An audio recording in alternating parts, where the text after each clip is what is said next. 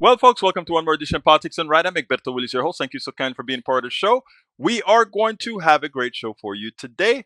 I just started Substack kind of late, so I've lost the first 25 or so people. Anyhow, how is it going, my peeps? How is it going, my peeps? Welcome aboard. Politics and Right. Egberto Willis here, Craig, and 52 other friends follow the creator. Okay, all right. Anyhow. Welcome aboard. My first chat is out with El Senor Patrick Magner, who won the race today. Says meow from Houston, Texas. We have Lisa Blair, Atlanta, Georgia. Welcome, Lisa Blair. Jackie Campisi, la profesora, is in the house. Great to see you here, Jacqueline. From Katy, Texas. We've got Paul Fleming out of Powder Springs, Georgia. We've had Gene Daigle out of Alvin, Texas. I mixed him up earlier with another one out of Alvin, Texas. We've got who else? Eric Hayes out of Kingwood, Atascocita. Welcome aboard. LBW, la otra profesora está aquí. The other professor is here. Welcome aboard. We also have Freddie, Brittany, mi Britannia de Pennsylvania. How you doing? LBW from Kingwood, Texas. Jay Scott is from where? You said see quantum vote on Grok. What's going on with Grok, the not search engine, but I guess the AI tool, right? Freddie, how you doing? Where you from, Freddie? Don Martinez, Susan Jagora, and John, my brother from another mother, is in the house. Anyway, look, I have a piece here that I need to play. I'm going to ask all of you for to. I want this to get assimilated into the ethos and in the system. So, well, you know what? I better not. It is a full, a complete interview that I did in Spanish on ICE and what Alianza Latina Internacional is doing. But I think what I'll do instead of doing it on this show, I'll probably do a separate live on that one so that it'll stand alone, that I won't interrupt with the language with most of my listeners. I think that's the best way to do it. I just thought about, I had it queued to go, but I think that's the best way to do it. Anyway. How are my people doing? I trust everybody is doing fine. Okay. The FBI director, Patel, apparently went ahead and put out something that he shouldn't on. Apparently there was going to be a big ruckus on at the White House. You never know if you should believe these guys or not, right? It's a shame that you can no longer believe absolutely anything they're saying. Look, politicians, you don't believe in, completely. But my God, with the Trump administration, you cannot believe absolutely anything that they tell you. Well, since I started off with that, might as well go ahead and play that video that I did this morning as more people come in. But this is a video with Laura Jadid, who was at the White House, or the things for the fans, etc. She got an invite. Well, she won a lottery actually, but she's a well-known writer, actually a well-known freelance journalist that I work with at WBAI in New York. Let's go ahead and play that, and then we'll go ahead and continue as I read your stuff. Welcome to another edition of Politics and Right. I'm Egberto Willis, your host. Today I'm honored once again to have Laura Jadid. Is an independent freelance journalist and founder of Firewall Media. She has written at Politico, Rolling Stone, The Nation, The New Republic, Slate, among many other substantive publications. She is a veteran, more importantly, as an investigative reporter. She recently had a real big coup where she actually went ahead and, I don't know, became an ICE agent, could be? Nah, but close, but close. Now we have her here talking about UFC. Hello, Laura. How you doing today? Doing good. Great to be back. Look, it's great having you on. But before we get into the meat of this stuff, my God, Laura, I didn't know you were so much into UFC and well, Actually, I think it's more like you're an MMA woman, right?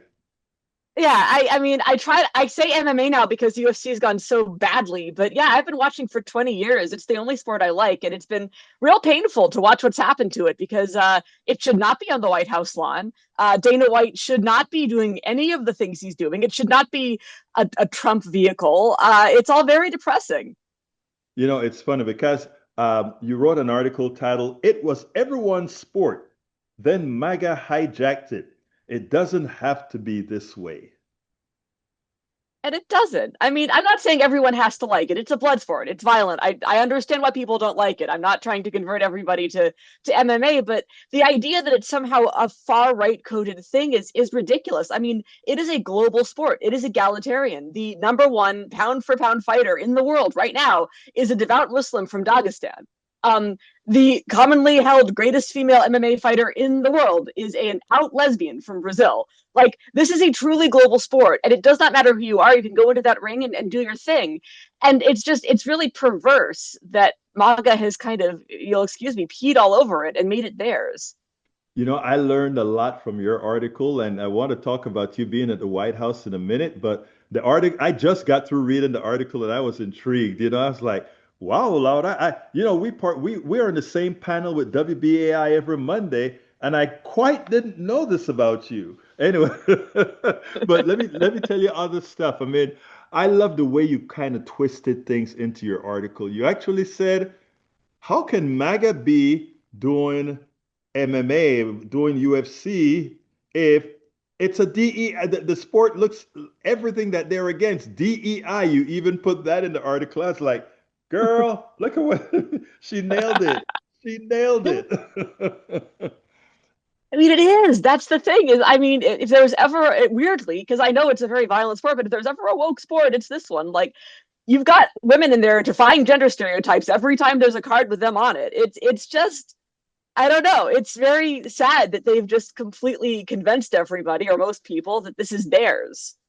You know what? This shows that they really have no values, no North Star, nothing, because it is like they just go on Trump's next grifting whim. It is nothing. They have there's no core there because actually I think you nailed it when you said, for people that don't believe in DEI, for people that don't have all that, this is the last sport that you'd think see them adapt, right? Yeah. No, you wouldn't think. And yet, I mean, it just no, they don't. They just want things to be the way they want them to be. All they can see is the blood and the violence and this like very twisted idea of like this is the only way to be a man. And I first of all do not believe that. There's a lot of different ways to be a man. That is one of many ways to be a man. These are athletes. They are highly skilled. They've chosen to do this. It's a sport. It's a game. It's not some kind of martial gladiatorial fantasy that Trump is trying to make it into. And not only does that make me sad as an MMA fan, it's dangerous to treat war like a game, to associate the troops with MMA. These are two very different things, and it's distressing. It's amazing. But anyhow, my real question to you is, how the hell did you get to the White House yesterday? I mean, you told us you were going to DC. I didn't quite know that you were going to be on the grounds of the White House. Wow. Well, to be fair, I went to the Fan Fest, which was not. I didn't actually get into the ring or anything, or into the actual venue, but Hmm. there was a Fan Fest for like thousands of fans who could go on the ellipse and do all these little activities. And there was a Hmm. lottery for tickets, and I put in, and I got lucky. My number came up. So as soon as I saw that, I was like, this is a story I was born to write. I can't wait. I got to go immediately. So I went for both days to the Fan Fest, and it was certainly an experience. What kind of experience? How did you find the people, first of all? So the people look Republican, probably like generically so. Hmm. They thought it was very funny when Hokett, who's a jerk, I don't care for, it doesn't matter, said that Michelle Obama was a man. They all really liked that. They were all happy to cheer for Donald Trump.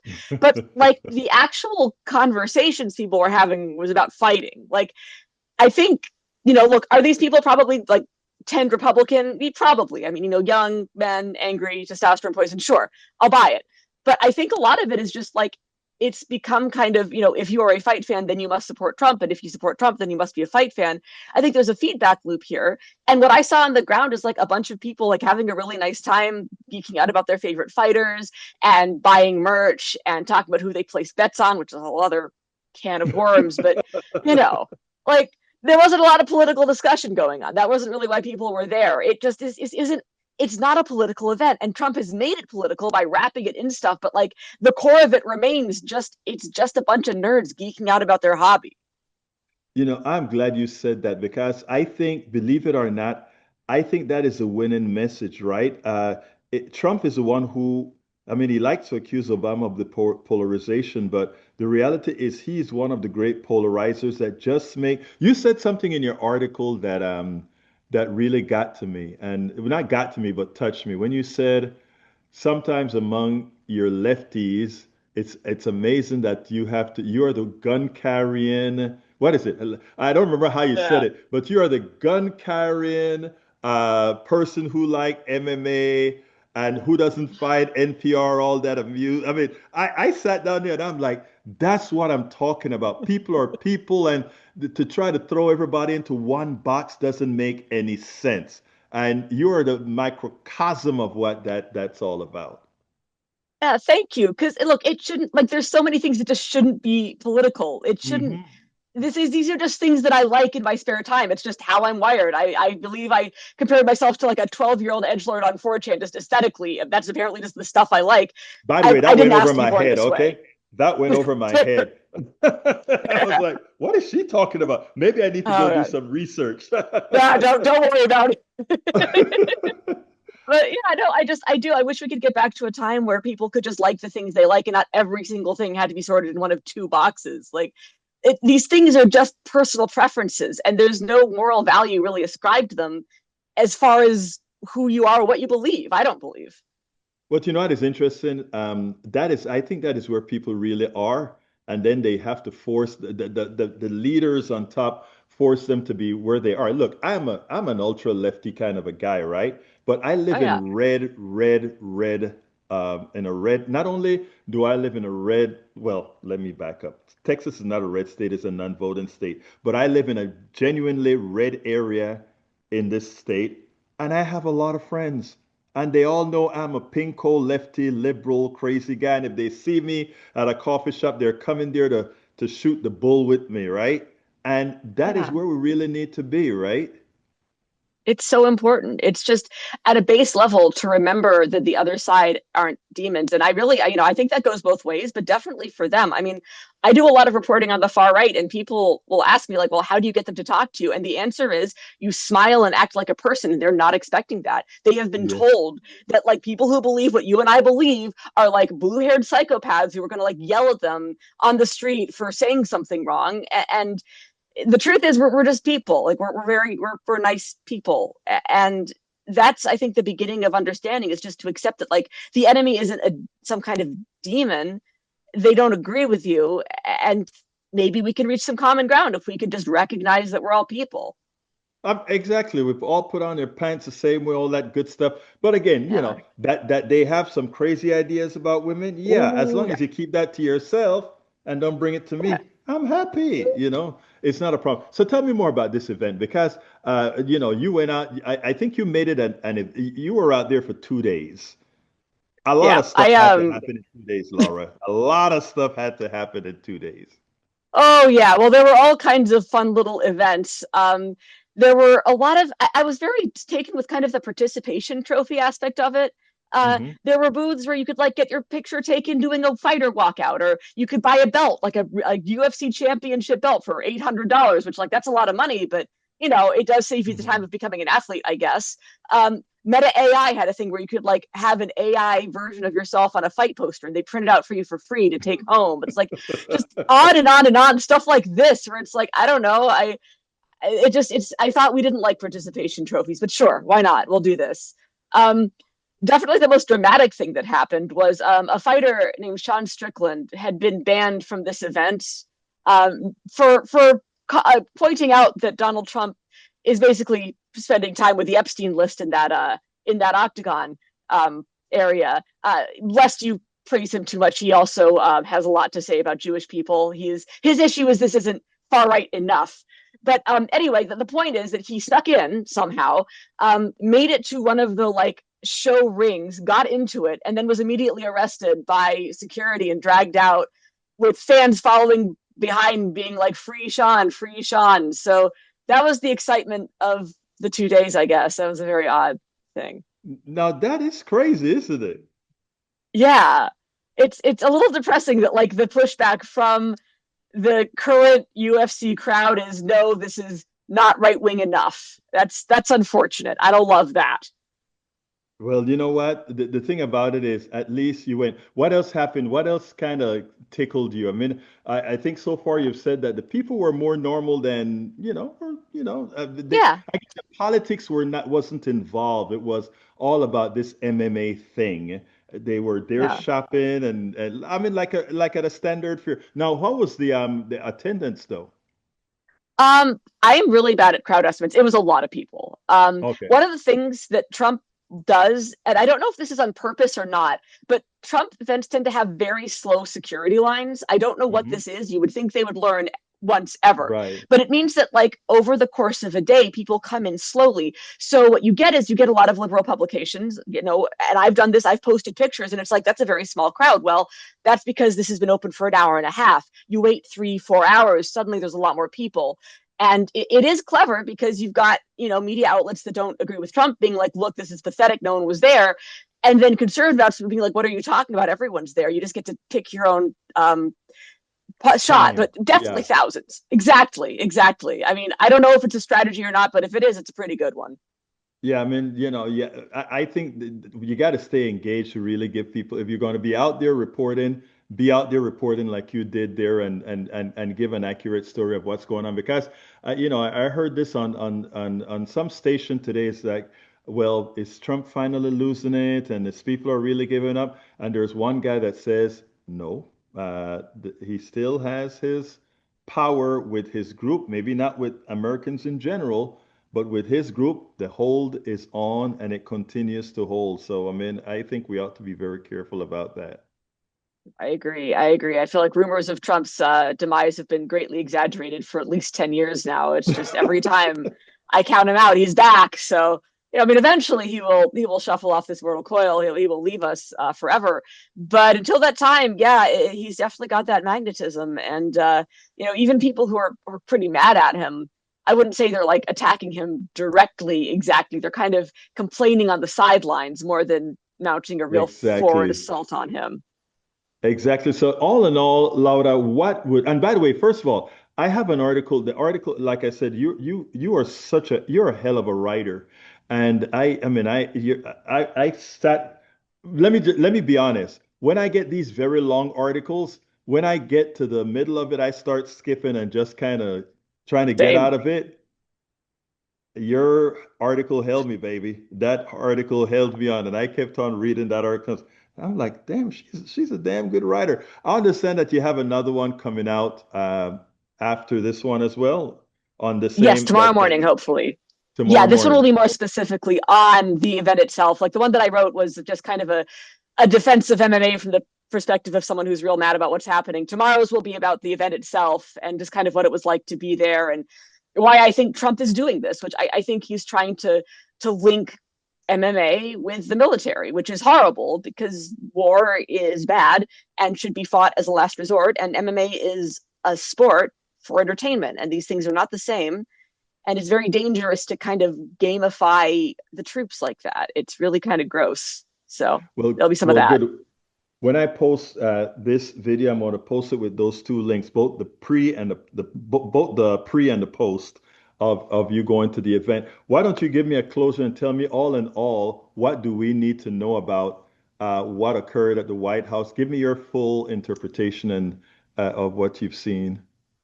Yeah. So, like I said, on the one hand, at its core, this did not, if it was held anywhere else with anyone else, this would not have been a political event. This would have been Comic-Con for fight fans. That's all this really was at heart. However, because it was held at the White House and because of the way they did the walkouts with the octagon, the White House in the background, they did a thing where they had Medal of Honor recipients flank every single fighter, which forced all of the like troops who were stationed along the way to salute, which gave the impression that the troops were saluting the fighters, which is, Right. yeah, it's Dangerous. very Yes. clever. Yeah, Yeah. yeah. It's just this very, very distinctly trying to link like our American army is basically gladiators, and you should be really excited because these are manly men, and war is glory, and the American spirit is all about going out and making war. And if this all sounds real fascist, well, It because it is. is. Yeah. It is. Yeah. Well, look, Laura, thank you for hanging out with me and giving me this update as far as your experience out there at the White House UFC MMA. Laura Jadid is an independent freelance journalist and founder of Firewalled Media. She's on Substack and everywhere else. Slate, you name it, she's there. Thank you so kindly for having been on Politics Done Right. Always an absolute pleasure, Alberto.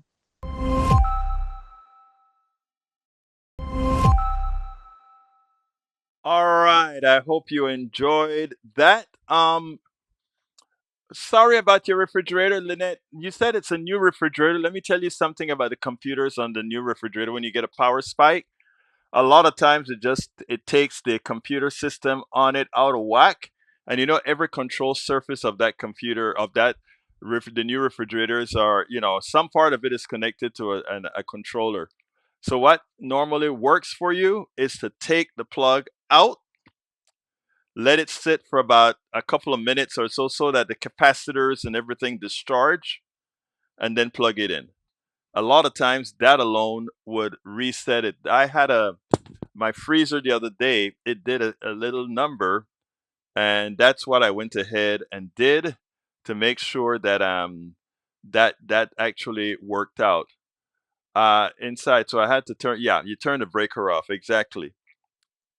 Actually, I don't turn the breaker. I just pull the damn plug out. You know, too much trouble to get into the breaker box and find where it's at, etc.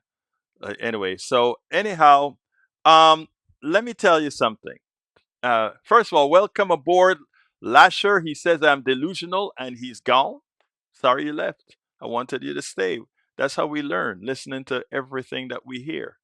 And Big Mo Pepper is here. That's another MAGA. We kind of got a couple of MAGAs in the house right now, like 4 or 5 right now. Okay, let me just first of all see if there's anything. Yeah, I'm a nerd. I cop to it. Jackie, welcome aboard. Gemini, welcome aboard. Lynette, I didn't salute you because you weren't here when I started saluting my folks. Thank you all for being here. Let me tell you something. I was talking to somebody, and I said one of the reasons the right is so much against critical thinking is that we don't take anything at face value. We analyze everything. I want to give you an example in the chat. Somebody points out, who was it that pointed out and said, "Wow, a lot of Elon Musk I mean, employees, they're going to be able to get into the stock of the company, and if that stock does good, real good, it could make a few millionaires, etc." And that's a possibility, right? Let's say the company is going to have 100,000 people, and let's say 100,000 of those people get stock options. And let's say, contrary to what most of us know is going to happen, meaning that stock is going to drop like a rocket when the rocket stops flying, and when the satellite people stop using a lot of the satellite communications, and when people realize that the uh, Tesla is crap compared to BGT. What is it? BGT from China. China makes great uh, electric cars as opposed to the crap that we put out here, because again, we don't invest. But let's say that we are all wrong and that stock is going to go up. And let's say 100 BYD. Thank you, John. And let's say 100,000 employees get these stock options and they all become millionaires. That, to the rest of the people in this country, is a drop in the bucket and just yet another wealth transfer mechanism. That's it. It doesn't mean anything. But the thing about it is the way the media advertise these things, right? Is they try to make you believe that you could be that Tesla or that SpaceX employee. Now Tesla's going to top out at, let's say, I mean, all his employees are going to top out at, let's say, 100,000. What happens to the other 300 million Americans? There are not enough companies that have stock options kind of a deals that are subsidized by us, the taxpayer, to justify that. So it'll never be you. But many people, like my Italian prime minister, I mean, member of parliament that came and spoke to us. I played that video. I think I played that both places. She said, "It's never gonna be you. They make you believe it could be you. The volume says it's impossible that it's you. But that when I say you, I'm talking you in the aggregate. But again, critical thinking is the first thing that goes on the right, and sometimes on the left whenever we want to be stubborn, but generally on the right. Critical thinking uh, is very, very, very bad, and I noticed that in my chat here with the MAGAs that are in this chat. And I want to give an example now because the other story that I want to cover says supercharged by Trump GOP tax cut, U.S. billionaire wealth surges past $9 trillion for the first time. This broken political and economic system takes from the vast majority of Americans and consolidates wealth into the hands of a privileged few. It cannot stand. And you know who is the culprit for this? All of you here, the MAGA that are in my chat right now. Y'all are complicit into screwing not only yourself, but screwing us. And I'm going to explain. Yesterday, an ill-informed Eric Hayes went ahead and pointed out, hey, 4,000 people are, oh no, it was an ill-informed leader Bearcat pointed out that 4,000 people are going to become millionaires from the stock trades. Okay. Now, the sad thing about it is that they may not, but you give up all the possibilities of your relatives all in Appalachia and everywhere else doing well because you've passed it all on to Elon Musk and the few. Listen to this. The collective wealth of US billionaires reached a record $9.24 trillion this month, an increase of around $2.2 trillion compared to the same time last year. 2.2 trillion. Just those few people. While millions of Americans struggle to afford groceries, healthcare, and other basic necessities as inflation driven by President Donald Trump's illegal Iran war eroded their wages. You see, when you paid more for gasoline, that didn't cost any more money to take out of the ground. It didn't cost any more money to refine, but they saw a crisis and they said, I'm going to sock it to you. And they took your money because you had to buy gas, you had to drive. And you're okay with it because you're a capitalist, you say, even though the system is screwing you. Americans for Tax Fairness published an analysis. Tuesday detailed the explosion of billionaire wealth and noting that over the last 12 months, the U.S. The U.S. GDP unadjusted for inflation, which means it's actually less because if it's unadjusted for inflation, a 6% GDP with a 4% inflation means the GDP was actually 2 point something percent, rose just 6%. Meaning this wealth expansion is not trickling down to broad-based prosperity. For those, there are some of you that have never been here. I need to play this again. This circle for every year that I go, even though the circle stays the same size of this graph that I'm going to give you, the value of that circle That meaning the circle is the entire economy, and every year that circle is bigger.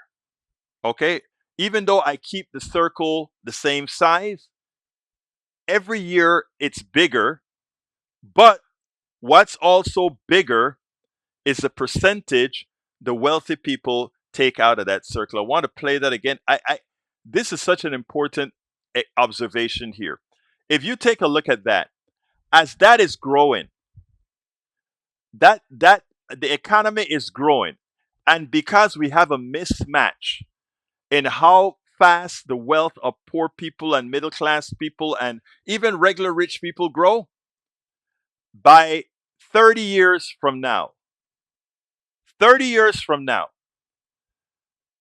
all the wealth, virtually all the wealth, and it's a mathematical formula, right? It's mathematics. If your wealth is growing by 6% and my wealth is growing by 1%, eventually all the wealth will belong to you. That's just how math works, right? And that is what we're seeing why they wrote this article. Every year, the total amount of the economy is controlled or is owned by a smaller number of people. That's math.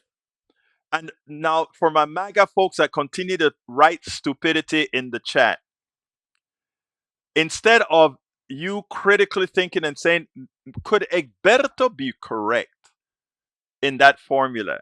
Let me take my pencil and paper and just make an assumption that the world has two people. At two people, and we all start out, I have $1,000 and the realty person has $9,000, just two of us. Every year, increase the total amount of money, meaning by 10%. In other words, if I have 1,000 and the wealthy person have 10,000, and I increase the total wealth by 10%, the next year would be 11,000. But if that wealthy person's portion of that 11,000 now grows by 10% and mine only grow by 2%, eventually, as every year, the wealthy person is going to own more of the wealth and more of the wealth until I have relative to him or her, the wealthy person, zero. Well, not zero, right? There when you're doing differential equations and calculus, there's this thing called the limit, right? What really happens is, as your wealth vastly improve, mine is so infinitesimally small compared to yours that it's what's known as limited. The zero is the limiting factor for my growth, but eventually I have next to nothing. And that is what that equation shows there. And for anybody who wants to take the time not to be just antagonistic, but want to say, let me do the math myself. Let me not listen to Egberto. After all, Egberto could be an imbecile. I think MAGA in my chat, believe that I'm an imbecile and do the numbers by yourself. Okay? And what you'll find that I'm not an imbecile after all. What you'll find is that you are supporting a failed economic system that ultimately will destroy you. That's it. That's it. And you continue. They know your mind very well. You continue to support it. I'm going to tell you something. When we talk about Iran being a clear and present danger to the world, Iran is not a clear and present danger to the world. Our economic system and those complicit in maintaining it, they are the clear and present danger of the world. They are the ones that are responsible for all these wars. They are the ones that are responsible for doing all the things that harm this country. They are, in fact, the traitors. Did I not say Iran? I'm sorry, I meant Iran. They are the ones that are the traitors here. They are the ones that are the traitor. And Elkins come back with the right word, the art of a bad deal. Amazing. All right. So, I mean, if anybody later on after my next video want to call and talk about numbers and talk about reality, I would love a MAGA person to have the balls to give me a call and really try to explain to me why they allow themselves to be screwed the way they are. You can give me a call and try to tell our audience why is it that you continue to become the lapdog of the capitalist class. But let's listen to Elie Mystal as he tells us what we have to do to win 2026. Welcome to another edition of Politics Done Right. This is Egberto Willies, your host. You know we are here at Netroots, and I'm walking in the aisle. I'm looking and just looking and minding my own business, and something just popped up in front of me. Somebody named Elie Mystal. You know, you guys hear me talk about this guy all of the time. He is always on point. Elie Mystal, thank you so kindly for appearing on Politics Done Right. No problem. Yeah, the fro kind of like Awoken me. makes me noticeable. Yeah, in a crowd. it was like, wow, you know. But anyway, first of all, I know last year you wrote a book. Yes. What is that book? I want to make sure that there's a good reason otherwise for having you here. Right. Tell them what you wrote. Right. So my current bestseller is called Bad Law, 10 Popular Laws Ruining America. That's the follow-up to my previous bestseller, which is called Allow Me to Retort, A Black Guy's Guide to the Constitution. And I like putting the bestseller in there because, like, that's the thing they can't take away from you, right? Yes. I mean, 50 years from now, like, nobody, I can still say, well, your dad was a bestseller, you know, that son of a boy. Like, so I like reminding people that the book actually sold. It's hard to sell books these days, especially from the left. You see, that is one of the reasons I like this dude. I mean, because he points out what he needs to point out. Anyway, look, I have a big issue that I want to ask you about, and it has to do with the elections. I think there are two sides to this election. I was speaking to the Secretary of State of Connecticut today, and she said Democrats better watch out. And the reason they better watch out is that in her state, she handles the voting. She said there are two reactions that people can have to what's occurring right now. They can all just get out of the system altogether and not vote, which can hurt Democrats in this landslide one is hoping for, or Donald Trump can do a whole lot of messing around with the election.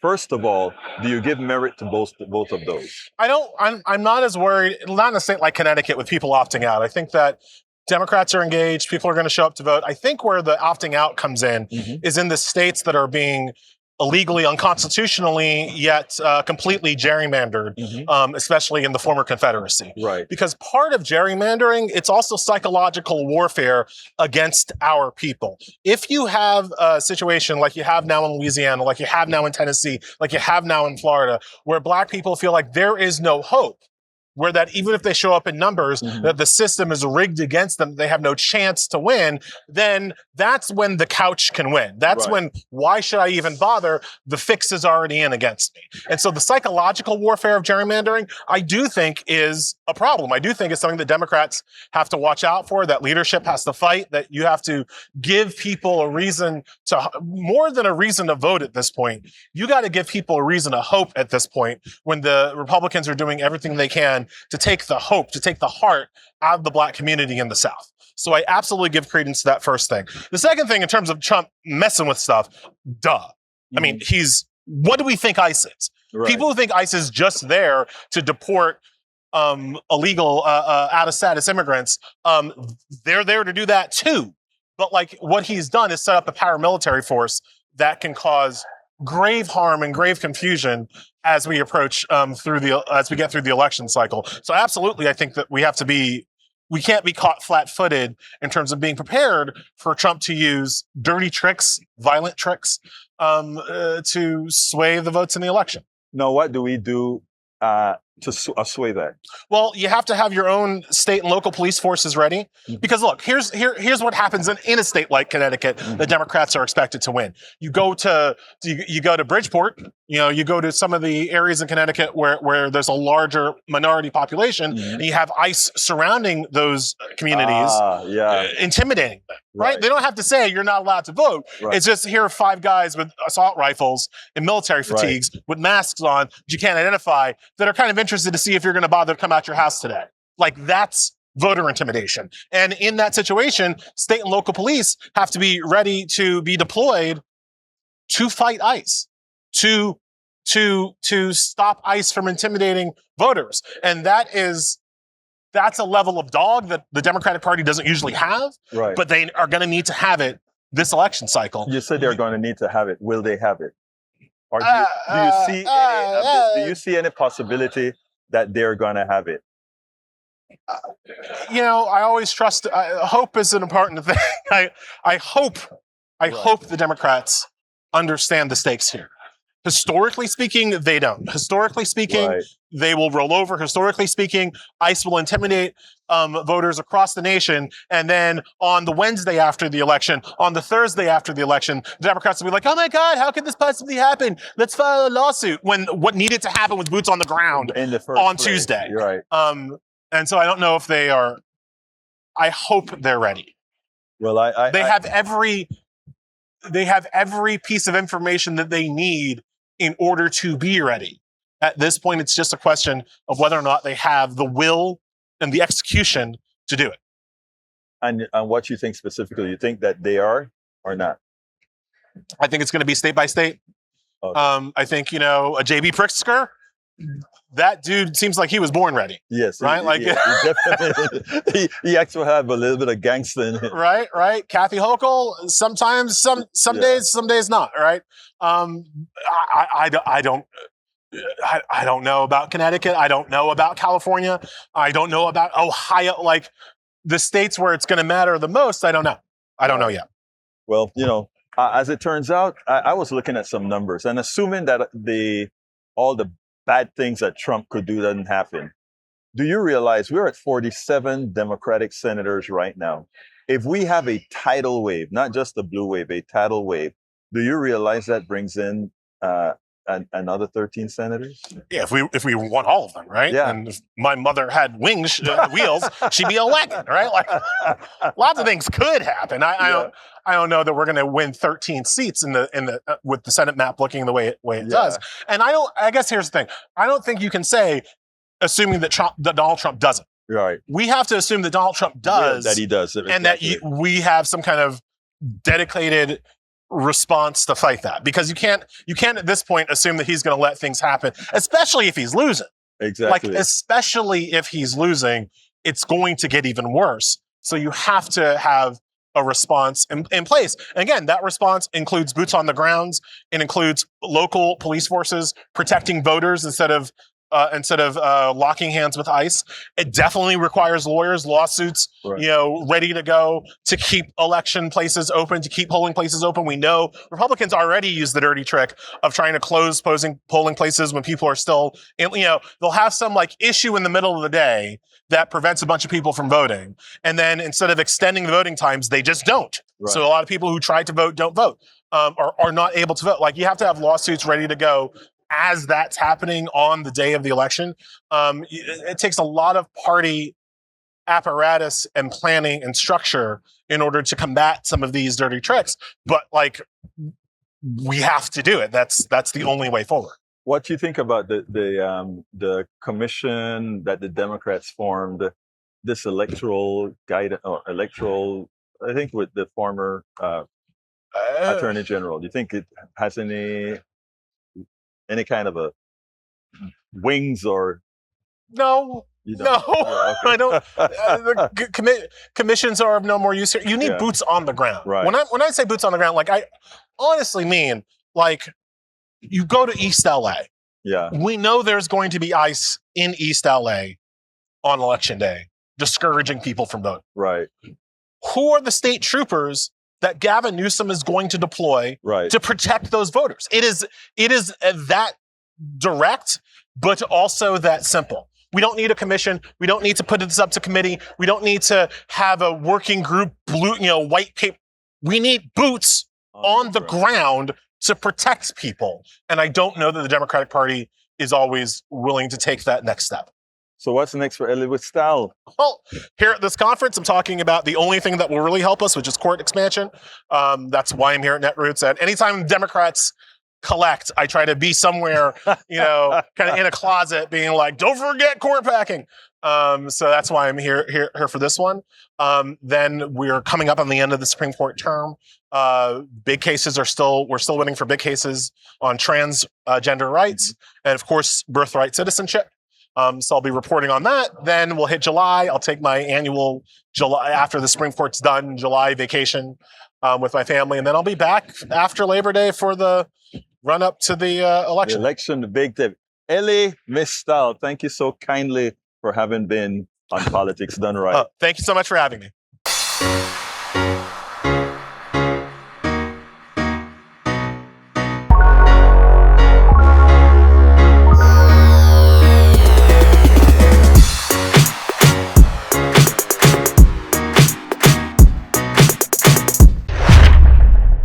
All right, Elie Mystal. What we have to do is win the Senate, guys, as far as not allowing DJT. Because if they hold on to the Senate, the first thing they're going to do is they're going to force Alito, Thomas, and Roberts to go. And they're going to put 3 young 40-year-olds on the court and cement that court for 30 years. And that is assuming, of course, that we leave it at 9. Now, I think we have to get proactive. And that proactive means not packing the court, as he would say, unpacking the court, which means we need to go ahead and there are 13 districts. And it's normal for there to be a Supreme Court justice for each district. That justifies having 13 Supreme Court justices, 1 for each judicial district. So the idea being we get every Supreme Court is assigned a particular district. No district will be uncovered or double up or anything like that. And that's the way you justify that you get 13. And then the new president that comes in will nominate the next 4. And that's what we do. That is what needs to be done. Of course, it probably won't get... I think, believe it or not, I think Trump would sign the bill if there's a promise not to persecute him and his kids. They could probably work out something like that because everything with Donald Trump is about give me a buck or find a way to save my butt. I think he will betray the Republicans in no time. No time whatsoever. I think Donald Trump will betray the Republican Party. All right, Big Mo Prepper, whatever your name is. You have a lot of, you're a keyboard warrior. Why don't you call and let's see if we can get an intellectual conversation here with regards to whether what I'm saying is factual or not. We can do that, Big Mo Prepper. I am ready for you. Let's go ahead and get facts together, brother. Not imaginary stuff from Fox News or from Newsmax or from all those places that are not working on facts. Come, give me a call. Do you have the pelotas? The number is 281-823-7747. Guys, I'm going to be retiring early today if I don't get a call because, as John knows, we have a very important county meeting that we have today. And I have a lot of things I want to finish up before I get on to that very important meeting. So if I don't get a call in the next minute or so, I'm going to be shutting down a little bit early. But before I do that, I just want to thank all of you for being here, in both chats. Thank you in my chat online.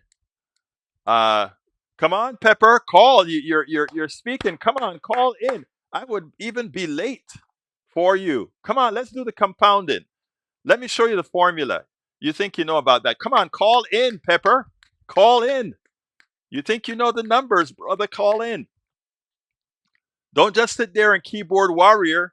Number is 281-823-7747. Get your pencil and paper. Let's do it. Come on. Let's do it. Everything that I state so far are facts. You know, guys, that is what you have, and this is what you have with your keyboard warriors, right?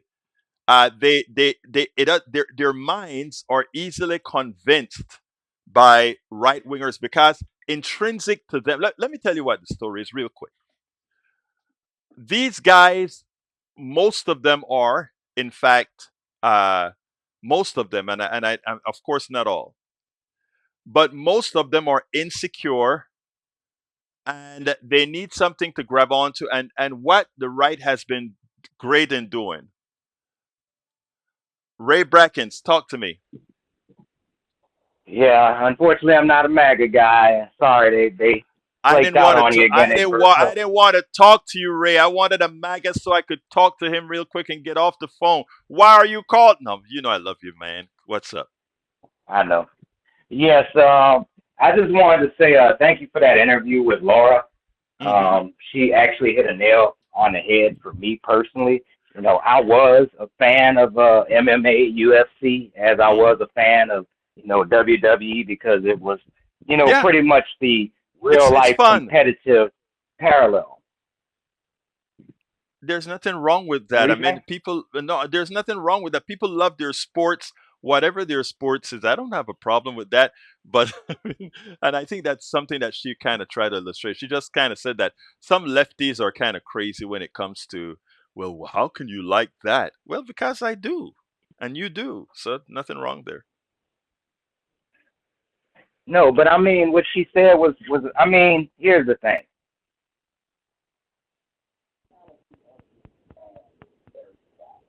Go ahead. I can hear you, my friend. Uh oh, his phone went out. Hey, I tell you what, your phone went out. We can't hear you on the system.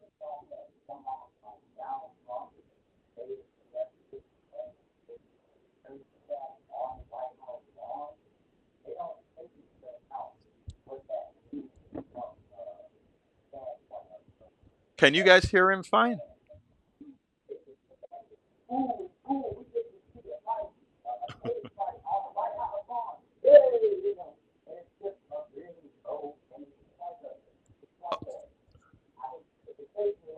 Okay. Hey, look, we can't hear you, man. We can't hear you, so we're gonna have to shut her down. Um, Ray, sorry about that, but we couldn't hear you. But folks, don't forget, sign up for Zoom Coffee with Egberto, tinyurl.com. It's on the Friday the 26th. It's between 7 and 9 Central. Friday the 26th, between 7 and 9 Central. That's this month, June. tinyurl.com/coffee with Egberto. And I'm going to put it in the other chat as well. Come on and sign up. Cheryl, I want to thank Cheryl. Cheryl spends her time and do this. We are indebted to La Senora Cheryl. Thank you for all that you do along with Politics and Right. I'm going to shut her down a bit early, but before I shut down, I want to ask those of you who can to please, if you have the ability to do so, we are kind of dwindling. Uh, Become a paid subscriber if you can by simply clicking, if you're listening to us on Substack, clicking the subscribe button. If you are listening to us on the other channels, just go to politicsdoneright.com/newsletter. That is, let me write it down. I should have it ready. https:// politicsdoneright.com/newsletter. And please consider becoming a paid subscriber. We are frugal with your money. As you can see, we including when we ask folks to support our trip to Philadelphia, and we did our part. The T-shirts, I'm waiting a bit on the T-shirts for our executive producer folks. Don't think I forgot about that. I'm throwing in an extra one that I brought back from Netroots as well. So we are going to do that. Okay, let's. This one going to have to be quick. Who am I speaking to, real quick? Hello. Are you going to speak? Okay, I guess they decided not to speak. Hughes, are you there? Okay. All right. Anyway, we're going to shut this baby down right now. Got to go a little bit early. My name is Egberto Willies. This is Politics Done Right. Love you all. And you know what? I am, what again? Out.